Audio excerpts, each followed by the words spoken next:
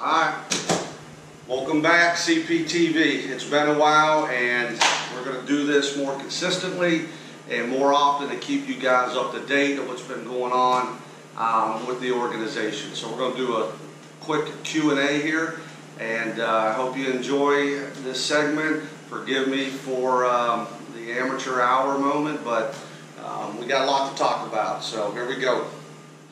So you started CPTV a few years ago and decided to bring it back. What's been the thought process behind that?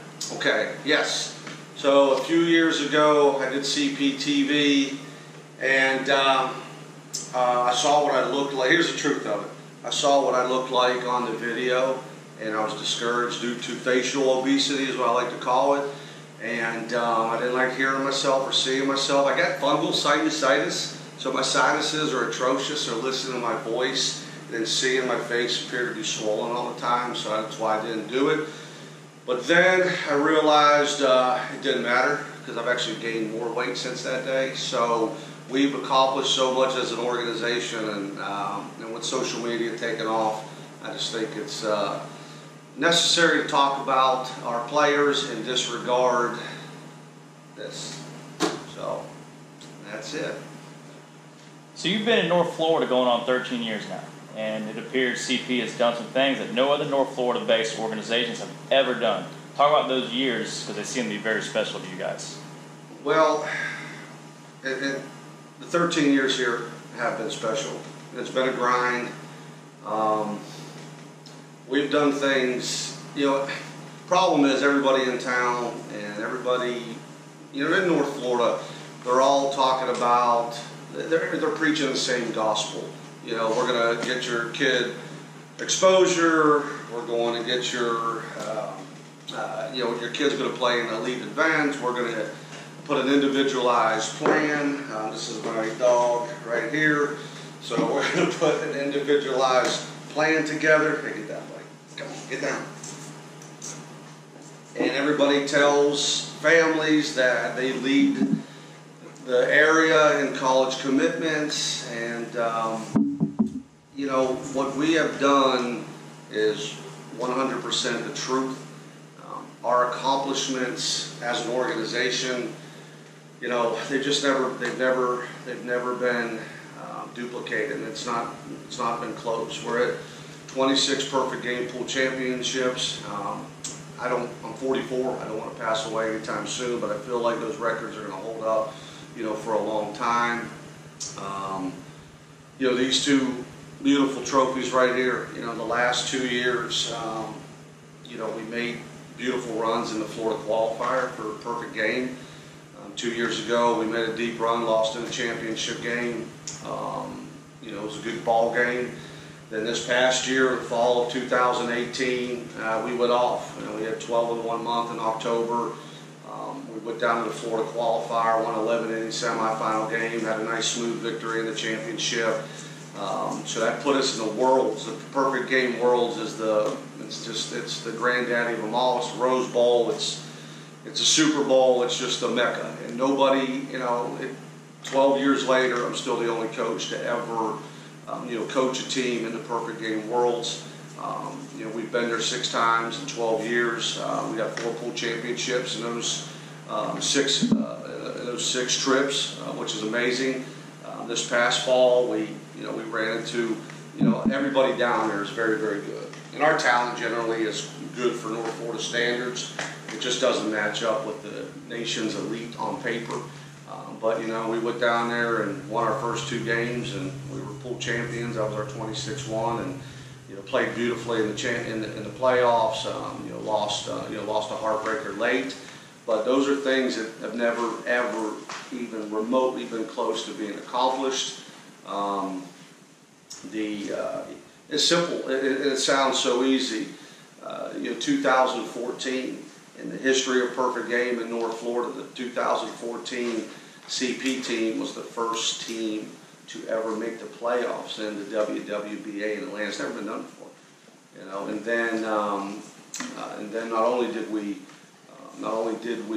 make the playoffs as a pool champions, we won a playoff game, and we officially finished, I believe, 24th of 316 teams up there. And then so that was that group meant a lot to me because it was kind of the first CP group, and when they were 14, they were outstanding. And but when they, you know, very seldom. I mean, we're always nervous, no matter what. Even as an adult, you're nervous. You know, like it's competition. So as soon as the first pitch happens, you know, you're ready to roll.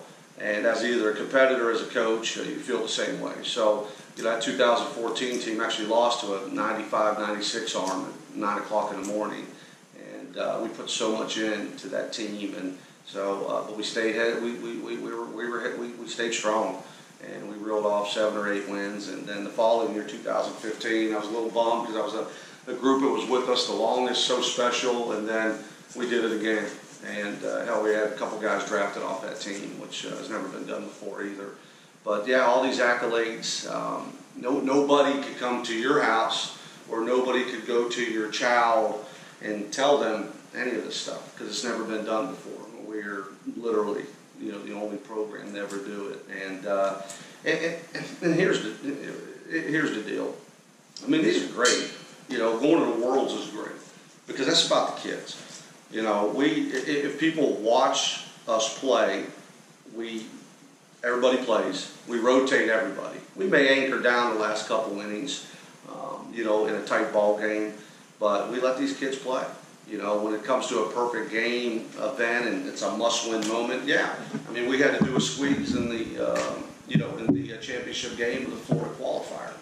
You know, we had to squeeze against a loaded Banditos team, you know, to get some separation because we know how explosive they are. So we have the ability to do what we need to do to win those type of games, and we feel very comfortable in close ball games in PG. But yeah, it's tough because the mindset of the kids, we just got special kids, and to help us accomplish 26 pool championships over the years, and this stuff here, and the 6 trips to the Worlds. And when I say nobody, not just in Jacksonville, it's nobody, you know, in Tallahassee and Gainesville and Pensacola, Panama City. I mean, and it's just never been done before. You know, the opportunity to go to the perfect game world. So you got to walk on, you know, water for the most part, you know, and get lucky. And you know, that's about it. But the 2-year right here. So I got 2 left more. So, but the 2-year run has been amazing. That could be the microwave guy. So it's time. All right, so Coach, you're talking highly of the Showcase division, but what about the youth division? How are they doing in the spring of 2019? Yeah, we love our young bucks, and you know, it's funny. You know, there was a few, maybe 5-6 years ago, people didn't realize how much time we put into our youth division. Some didn't even know we had one. You know, we had a lot of success going on with the Showcase division, and in actuality, we put way more hours into the youth division. You know, youth division starts middle of August for fall development, ends middle of November. Then we run our combat training in December, and then we're back with the youth division January to the end of May, and then we'll Showcase June and July. And we'll run our Scout Day early August, you know, with the Showcase division, and bam, you know, we're back, you know, with the youth division. So we'll put a lot of time into them. We really enjoy it. And you know, currently we have a 9U, you know, team. We have a 11U Georgia-based team, but that has some Jacksonville kids on it as well. You know, we have our, you know, customary 13s and 14s. Our 14s, we have 2 14U teams, you know, this year. You know, all the teams are, you know, they're working their tails off, and you know, with how we do things, you know, as soon as we, you know, start preparing, you know, like I said, fall development, there's not many people. I mean, that's middle of August to middle of November, and I believe we played 4 games, and that's just a very important time of the year for me and the coaches, because what we're doing, it's not about, you know, everything we do is based on, you know, it's based on this. All our practices with our young kids, it's not based on Lake City, Ormond Beach, you know, Sanford.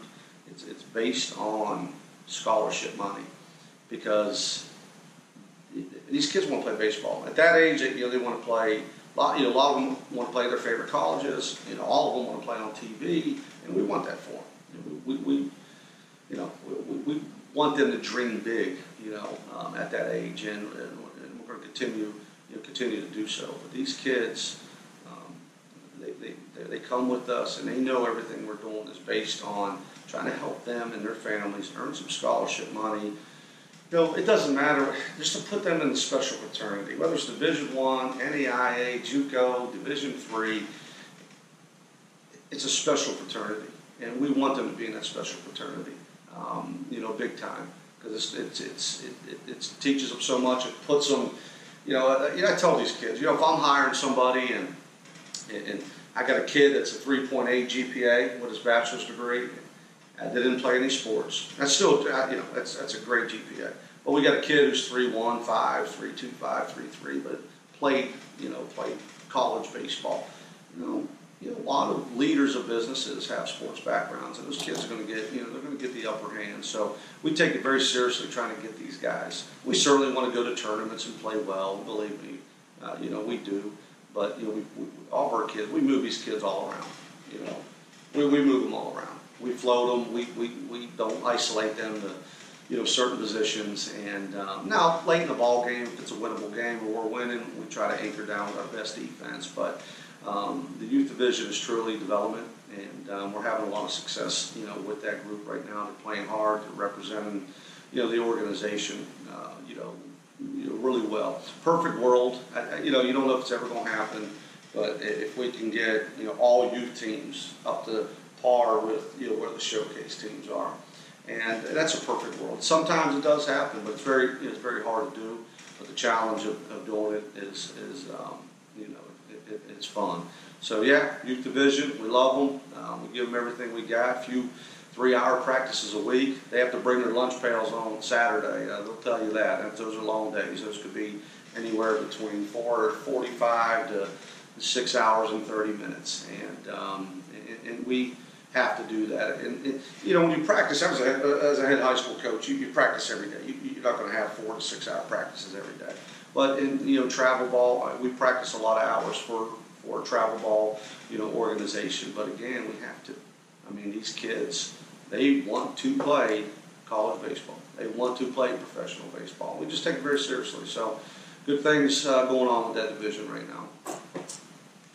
Good things, Coach. So the future of CP is clearly looking bright. What's the current state heading into early 2019? Well, right now, we got a lot of new players. Our 2020 class, which is another, this will be another kind of, sweaty palm summer for me. And again, we're all competitors. We all play, high-level baseball. Whether you're playing or coaching, prior to the first pitch, you got some butterflies. And as soon as the first pitch happens, boom, butterflies are gone. But I'll have some butterflies and some sweaty palms with the 2020 group because, man, they've been with us. And they came, that nucleus couldn't win a ball game when they were 11 years old. I think when they were 12, I believe we won maybe 3 Sunday games, and they got better. We get to the big field where kind of our program, really starts to, shine a little bit, and then they just turned into a championship team. Then we added a few key pieces, and they ended up turning into a major. It was fantastic. So that 2020 group's been with us a long time, and we added some outstanding players locally, and we got some great players coming over from Tallahassee. We're jacked up about. We've gotten Mosley kids over the years, and they got a championship, program over there. 2021 had it was a big year. That was a year we were a little bit nervous about in terms of volume. So we picked up some really solid players and filled that roster up nicely. I think they're going to compete, pretty dang well. And the 2022 group is a group that's been with us for a long time, and that's a hell of a good nucleus as well. We need to add some depth to that roster, but overall, we're going to show well at all events. We have several kids that look the part, and this next 3 years could be awfully special in terms of the scholarship volume that these guys get. Like I said, our youth division, our 14 teams are playing, our 13U team, and we got a super strong nucleus with there, and even the kids that or at the towards the bottom of the lineup, man, they're so much better. And these guys they're starting to work their way up that lineup. It's going to be an overall good team. The 11U Georgia group, hungry competitors. Skill set, not quite there yet, but holy smoke, do they work. Great families. So that group's going to be another special group that's going to build a nice track record with some accolades. And the 9U team has already won a couple events. They're playing with the big dogs, and we're very proud of them. They're learning how to have multiple come from behind victories in the semifinals and championship, at their last event. So proud of all of that. And our staff, we do things a little bit differently, and it works. We're not. So my youth division coaching staff been with me for a long time. They're also my showcase coaching staff, and we really make it work. Our coaches, they know they have to know every player in the organization. They have to know their strengths, their weaknesses. These are not just original demands from back in the day when I first met these guys. Well, a couple of them were former players, so they already kind of know. And then the coach has been with me since 2011, and they know. We don't even we know when we're all together that the practice is about to be off the chart, and everybody knows what to do. And it's having the familiarity with the players means so much to our kids, and even from a recruiting standpoint. Years ago, hey, where's Corsi? Where's Corsi at? I know he's up in Atlanta. Well, they try maybe give me a call or text me. Now, these college coaches that we have a lot of relationships with, they see the same coaches running the same teams, and our coaches have eyes. They're good. They'll tell the truth about a player, where he's currently at, what his accomplishments currently are, and what we think and they think the kid's going to be. So we're able to really put a full court press in terms of promoting our players to the highest level imaginable. So the 9U teams running the same plays as the 17U team. Everybody knows the same base package, and it's special to us, because that means a lot. I feel like even though sometimes we may get beat up pretty good on the small fields, and we win late, and I want our kids to win late. I want them to be great late.